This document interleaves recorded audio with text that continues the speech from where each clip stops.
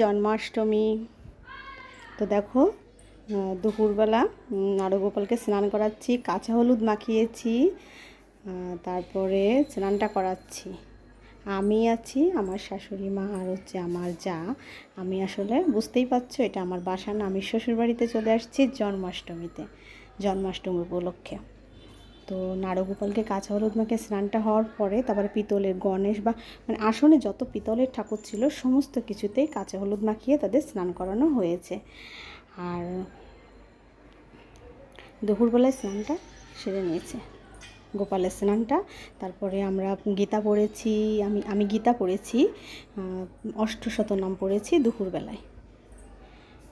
নমস্কার, কেমন আছো সবাই? টুইন বেবি আর মমসের আরও একটি ব্লগে তোমাদের স্বাগত জানাচ্ছি। আজকে মঙ্গলবার আর ঘড়িতে এখন কিন্তু 3টা নাগাদ, দুপুর 3টা নাগাদ আমরা গোপালকে স্নানটা সারিয়ে রাখলাম। এখানে আমার শ্বশুরবাড়িতে মঙ্গলবার জন্মাষ্টমীটা করেছিল, সেজন্য আমিও তাদের সাথে মঙ্গলবারই করেছি। তো মূলত জন্মাষ্টমী দুদিন পড়েছে, 26 আর 27। তো কেউ 26 করেছে, কেউ 27 করেছে, তো আমরা 27 তারিখে করেছি আমার শ্বশুরবাড়িতে। তারপরে দেখো ঠাকুরঘরে চলে আসলাম, নারকেলটা কোড়ালাম, নারকেলটা ভাঙলাম, কোড়ালাম। তারপরে একটু নারকেল দিয়ে কলা দিয়ে তালবড়াটা গোলাচ্ছি। এখন তালবড়াটা ভাজবো। আর এই প্রথম আমি মাটির উনুনে কাঠের জালে পুজোর জিনিসগুলো করব, পুজোর পিঠাগুলো করব। এই প্রথম, আগে কখনো আমি কাঠের উনুনে কিছু করিনি, মানে যাই টুকটাক করেছি শ্বশুরবাড়িতে এসে, কিন্তু এইবার আমি পুজোর জিনিসগুলো কখনো করিনি। তো এবার পুজোর জিনিস, এই যে তালবড়াটা আমি ভাজতে বসেছি এবং পুরা মানে 7 পদের পিঠা হয়েছিল, সেগুলো আমি ভেজেছি। আমার যার সঙ্গে করে দিয়েছে, বানিয়ে দিয়েছে, আর শাশুড়ি একটু করে দিয়ে তিনি ঠাকুর ঘরে চলে গিয়েছিল। আর আমার যা সব কিছু হাতে হাতে গুছিয়ে দিয়েছে, আর আমি সমস্তটা তেলে ভেজেছি বসে, সে 3টা থেকে সন্ধ্যা পর্যন্ত, 3টার পর থেকে সন্ধ্যা পর্যন্ত। দেখো, আর মাটির উনুনটা না, এই যে আমার যা লুচিগুলো ঠিক করছে। আর মাটির উনুনটা না অনেক দিন ধরে বৃষ্টি হয়েছে, প্রচুর বৃষ্টি হয়েছে দেশে। এই যে দেখো তালবড়াটা হয়ে যাওয়ার পরে অন্নদা পিঠাগুলো দিয়েছি। আর অনেক দিন ধরে না গ্রামে বৃষ্টি হয়েছে, প্রচুর পরিমাণে বৃষ্টি হয়েছে। মাটির উনুনটা না একটু নরমও ছিল, তো অনেক দিন পর ধরালাম, তো এই জন্য বেশ একটু নরম ছিল, নিভে যাচ্ছিলো। আর আমি তো বেশি কাঠের জালে, মাটির উনুনে আমার অভ্যাসও নাই সেরকম কিছু করার, সেজন্য একটু হিমশিম খেয়েছি। মাঝে মাঝে একটু কাঠটাকে একটু ঠেলাঠেলি বেশি করতে হয়েছে, এই আর কি। তারপরে এখানে কিছু পিঠা দিয়েছি কলার পাতায়, মানে যে তালের গোলাটা, ওখানে কলার পাতায় দিয়ে ভাজ করে এটাকে তেলে ভাজবো লাস্টে, সবার শেষে। কিন্তু তার আগে উনুনটা অনেক গরম হয়ে গিয়েছে, সেজন্য গরম উনুনের পরে দিয়ে রাখলাম। অনেকটা ছাঁকা হয়ে যাবে আমার, সমস্ত কিছু হতে হতে বেশ অনেকগুলো ওঠানোও যাবে প্রায়, আর কয়েকটা কাঁচা থাকবে, সেগুলোকে তেলের পরে ভেজে নেব। তো একে একে সব রকম পিঠা হয়ে গেল, প্রায় না মানে 7 পদের পিঠাই হয়েছিল। মালপোয়া, তালের বড়া, অন্নদা, আর এদিক দিয়ে পাটিচাপটাগুলো শাশুড়ি করবে, শাশুড়ি করে নেবে। আর এখন লুচিগুলো হবে, সমস্ত পিঠাগুলো হয়ে গেছে, এখন লুচিগুলো হবে। তো আমি একটু মুখ ধুতে গিয়েছি, মানে অনেক সময় ধরে বসে আছি, প্রায় সন্ধ্যা লেগে আসছে, আগুনের কাছে বসে আছি। তো আমি একটু চোখ মুখ ধুতে গেছি, পরে শাশুড়ি এসে এখানে বসলো, পরে লুচিগুলো আমার যাই কিছু গুছিয়ে দিল, পরে আমিও তেলে ভাজলাম সবগুলো। তো দেখো, এই যে পাটিচাপটার জন্য ওখানে ক্ষীরা বানানো হয়েছে, জাল রাখা হয়েছে, সব তোমাদের সঙ্গে শেয়ার করবো গুছিয়ে। এখন লুচিটা হলে মোটামুটি আমাদের রান্নাঘরে আগুনের কাজটা শেষ হয়ে যায়। আর পাটিচাপটাটা শাশুড়ি করবে, উনি ভালো পারবে আমাদের থেকে। তারপরে দেখো থালা সাজাতে আসলাম, যা ওখানে ফল কাটতে বসেছে। আর এটা হচ্ছে আমার ঘর, আমার শ্বশুরবাড়ি কিন্তু মূলত মাটির ফ্লোর আর টিনের ঘর, কিন্তু আমার যে ঘরটা সেটা যে ফ্লোরটা শানের আর ওয়াল আর কি, শুধু আমার ঘরটা একটু অন্যরকম।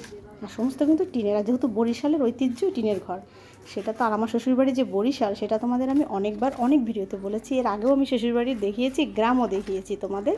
তোমরা যেন আমার নিয়মিত ভিডিও দেখো বা না দেখো, মাঝে মাঝে দেখো, তারা অবশ্যই জানো। আর থালা সাজালাম, মানে 5টা থালা সাজালাম, আর একটা এক্সট্রা ছোটো করে একটা থালা হবে, আর 5টা থালা বড় করে হবে, সব কিছু ডাবল দিয়ে হবে। মন্দির আছে শ্বশুরবাড়িতে, মন্দিরের মধ্যে যাবে 2টা থালা, মন্দিরে যাবে। তারপর ঘরে ঠাকুর আছে, ঘরে সিংহাসনে যাবে। আর হচ্ছে একটা থালা কলার পাতার উপরে দিলাম, ওটা হচ্ছে জলে যাবে। সেজন্য। আর দেখো একে একে আমি সমস্ত পদের পিঠাগুলো মাথা ঠান্ডা করে সব গুছালাম, ফলগুলো দিলাম, সমস্ত ফলগুলো আমার যাওয়ার পাশে বানিয়ে দিচ্ছে, আর আমি ওখান থেকে নিয়ে নিয়ে সব কিছুতে আসলে 5টা থালে সমান সমান করে সব কিছু ভাগাভাগি করা কিন্তু একটা কষ্টসাধ্য ব্যাপার, মাথাটা অলরেডি ঠান্ডা রাখতে হয়। তো তোমাদের জন্মাষ্টমী ব্লগটা একটু দেরি হয়ে গেল, আসলে একটু জানো তো ব্যস্ত ছিলাম। দেখো শরবত, লেবু, পেয়ারা থেকে শুরু করে সমস্ত ফলগুলো, 9 পদের ফল ছিল আর 7 পদের পিঠা হলো, সব কিছু মিলিয়ে আমি থালগুলোকে গুছালাম। আর সব থেকে ভালো হতো না, আলাদা আলাদা করে দিলে দেখতে বেশি ভালো দেখা যেত না, পিঠাগুলো আলাদা, ফলগুলো আলাদা, লুচিগুলো আলাদা, মানে ভালো দেখা যেত। কিন্তু আমি তো নিয়ম জানি না, নাহলে আমি আগেই বলতাম থালা মানে আরও থালা বেশি সাজাতে, মানে রেডি রাখতে, কিন্তু আমি তো জানি না। তো যখন গোছাচ্ছি তখন মনে হচ্ছে যে এইভাবে আলাদা করে রাখলে বেশি ভালো হতো, কিন্তু বলছে অল্প জায়গায় হয়ে যাবে তো, আর একই ব্যাপার। তো এক থালাতে আমি সমস্ত কিছু আলাদা আলাদা করে দিচ্ছি। এই যে পিঠাগুলো, পাতা পিঠা তোমাদের দেখাইছিলাম, কলা পাতা পিঠা, সেগুলো কিন্তু হয়ে গেছে। আম থেকে শুরু করে শরবত দিয়ে, লেবু থেকে শুরু করে পেয়ারা থেকে সমস্ত ফল অলরেডি কাটা হয়ে গেছে। লেবু থেকে আর যে বাটিতেও কিছু কয়েকটা পিঠা দেখছো, এগুলো গোল গোল করে আটার বল ওখানে লাগবে না, সমস্ত কিছু যে মাখিয়ে ওটাকে পিঠা ভাজা হয়েছে আর কি। মালপোয়া, পাটিচাপটা, কলার পাতা পিঠা, তাল বড়া, লুচি, আর হচ্ছে অন্নদা পিঠা। এবার পাটিচাপটাগুলো দিচ্ছি, প্রথমে একটা করে দিয়েছিলাম, পরে বললো 2টা করে দিতে, তারপরে আমি 2টা করে সাজিয়েছি। আর ওখানে কলার পাতা যেটা, সেখানে অল্প করে দিচ্ছি, সবটা দিচ্ছি কিন্তু অল্প অল্প করে দিচ্ছি, ওটা নাকি উঠোনে কাকে উদ্দেশ্য করে নিবেদন করে জলে দিয়ে দেবে। আর এগুলো তো ঠাকুর ঘরে যাবে, এখানে ডাবল ডাবল করে সাজানো হচ্ছে সব কিছু। তো তোমরা সাথেই থাকো, দেখতেই থাকো। আর আমি এই প্রথম বিয়ের পর এই প্রথম জন্মাষ্টমীতে শ্বশুরবাড়িতে আছি, এবার আছি, এবং আমি নিজে হাতে অনেক কিছু করলাম, আমার খুব ভালো লাগলো। সমস্ত পুজোর কাজগুলো নিজে হাতে করলাম, খুব ভালো লাগলো। পূজার কাজ করতে এমনি আমার ভালো লাগে। আর পিঠাগুলো ভাজলাম, খুব ভালো লাগলো। এই যে কলার পাতার পিঠাগুলো দেখছো, উঠিয়ে টান দিলে উঠে যায়। 1 পদের পিঠা হয়েছে আর কি, মোট কথা 7 পদ বানাতে হবে সেরকম। আর এই কলার পাতার পিঠাগুলো বরিশালের জনপ্রিয় পিঠা, বরিশাল জেলার লোকেরা, যারা বরিশাল জেলার কেউ যদি থাকো ভিডিওগুলো দেখছো, তারা অবশ্যই বুঝতে পারবা। তো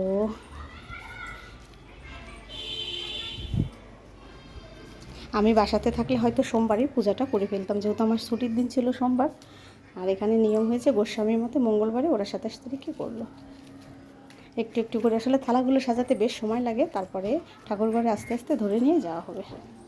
তারপরে সুজি দেবো, আসলে এখন আমার দেওয়া শেষ হয়নি, আমি এক এক করে থালা সাজাচ্ছি। আমার পাশে আমার যা আছে আমাকে বলে দিচ্ছে, যেহেতু আমি প্রথম করছি তো সেজন্য আমি আসলে জানি না, সেজন্য উনি আমাকে যেভাবে দেখিয়ে দিয়েছে আমি সেভাবেই করছি। উনি পাশেই ফল কেটে দিচ্ছে আর আমি সেভাবে থালাগুলো সাজাচ্ছি, উনি যেভাবে বলেছে সেভাবেই সাজাচ্ছি।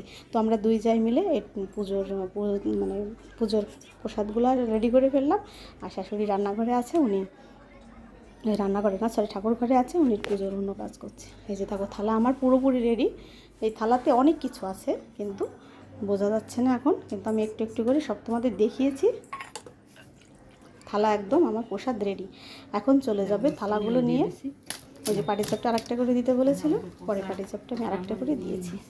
মানে পুরোটা ভাজা হয়েছিল না সে সময়, শাশুড়ি রান্নাঘরে পাটিচাপটা করছে, তো প্রথমে একটা করে দিয়ে গেছি, তারপরে এখন এনে এনে 2টা করে দিচ্ছি। তারপর সুজি আছে, এখন সমস্ত থালাতে আমি সুজি কেটে কেটে, চামচ দিয়ে কেটে কেটে সুজিও দিয়ে দেবো।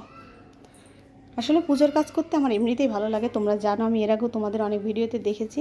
তো আমি যেহেতু বাসাতে এত কিছু করি না, অল্প অল্প এত কিছু পারি না একা করতে, আর যেটুকুই যা করি অল্প অল্প করে করি। আর এখানে গ্রামে তো অনেক রকম করতে হয়েছে, অনেক রকম নিয়ম আছে গ্রামে, আর অনেক বেশি বেশি করতে হয়েছে। তোমাদের পুজো পর্যন্ত অবশ্যই দেখবে, তোমাদের সাথে সব কিছু শেয়ার করব। আসলে গ্রাম দেখতে কিন্তু খুবই ভালো লাগে। তো পুজো যেহেতু সোমবার সরকারি ছুটি ছিল, আমরা তো শুক্রবারেই চলে এসেছি বরিশালে জন্মাষ্টমী উপলক্ষে। আর শুক্র শনি তো আমাদের এমনিতেই ছুটি থাকে, আর রবিবার ওর বাবা 4 দিন ছুটি নিয়েছিল, রবিবার সরকারি ছুটি নিয়েছিল, আর সোমবার তো অলরেডি ছুটি ছিল। আর যেহেতু ওনারা মঙ্গলবারে পূজা করছে, মঙ্গলবারও ছুটি নিয়ে হয়েছিল, এবং বুধবারে পর্যন্ত ছুটি নেওয়া হয়েছিল। বুধবারে আমরা ফিরে এসেছি ঢাকাতে, ফিরবো আর কি ঢাকাতে। তো বুধবারটাও ছুটি লাগবে, যেহেতু রাস্তাতেই থাকতে হবে। তো থাকবো না, বাচ্চাদের স্কুল খোলা আছে, এই জন্য শুধুমাত্র জন্মাষ্টমী উপলক্ষে আসা। আর খুবই ভালো লাগছে, গ্রামের নিয়মকানুন খুবই ভালো লাগলো।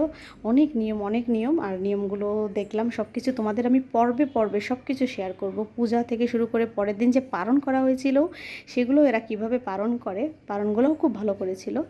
আর অনেক নিয়ম আছে, সেটা আমি তোমাদের আস্তে আস্তে দেখাবো।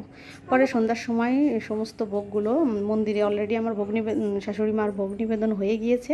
মন্দিরে সেরে তারপরে ঘরে আসছে, ঘরে ভোগগুলো আর বাকিগুলো বাড়ি যে মন্দির আছে সেখানে দিয়েছে। আর কারেন্টটা ছিল তখনও, কিন্তু একটু পরে কারেন্টটাও চলে গেছে। কারেন্ট বেশি থাকে না গ্রামে। তো আর প্রচুর বৃষ্টি হচ্ছে, প্রচুর আকারে বিভিন্ন সব বৃষ্টি হচ্ছে, কিন্তু জন্মাষ্টমীর দিনটা কিন্তু অনেক ভালো ছিল। বৃষ্টি পড়েনি, সামান্য একটু হয়েছিল, পরে ওটা চলে যায়। তো শাশুড়ি পুজো করতে বসলো, শাশুড়ির সাথে আমরাও পুজোতে বসলাম।